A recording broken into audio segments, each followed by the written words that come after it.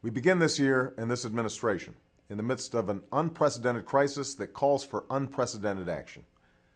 Just this week, we saw more people file for unemployment than at any time in the last 26 years. And experts agree that if nothing is done, the unemployment rate could reach double digits. Our economy could fall $1 trillion short of its full capacity, which translates into more than $12,000 in lost income for a family of four. And we could lose a generation of potential as more young Americans are forced to forego college dreams or the chance to train for the jobs of the future. In short, if we do not act boldly and swiftly, a bad situation could become dramatically worse. That is why I've proposed an American Recovery and Reinvestment Plan to immediately jumpstart job creation as well as long-term economic growth. I'm pleased to say that both parties in Congress are already hard at work on this plan, and I hope to sign it into law in less than a month. It's a plan that will save or create 3 to 4 million jobs over the next few years, and one that recognizes both the paradox and the promise of this moment. The fact that there are millions of Americans trying to find work, even as, all around the country, there's so much work to be done. That's why this is not just a short-term program to boost employment. It's one that will invest in our most important priorities, like energy and education, healthcare, and a new infrastructure that are necessary to keep us strong and competitive in the 21st century. Today, I'd like to talk specifically about the progress we expect to make in each of these areas. To accelerate the creation of a clean energy economy, we will double our capacity to generate alternative sources of energy like wind, solar, and biofuels over the next 3 years. We'll begin to build a new electricity grid that lay down more than 3,000 miles of transmission lines to convey this new energy from coast to coast. We'll save taxpayers $2 billion a year by making 75% of federal buildings more energy efficient, and save the average working family $350 on their energy bills by weatherizing 2.5 million homes.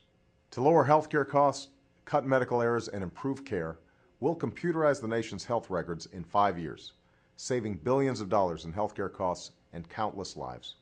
And we'll protect health insurance for more than 8 million Americans who are in danger of losing their coverage during this economic downturn. To ensure our children can compete and succeed in this new economy, we'll renovate and modernize 10,000 schools, building state-of-the-art classrooms, libraries, and labs to improve learning for over 5 million students. We'll invest more in Pell Grants to make college affordable for 7 million more students, provide a $2,500 college tax credit to 4 million students, and triple the number of fellowships in science to help spur the next generation of innovation.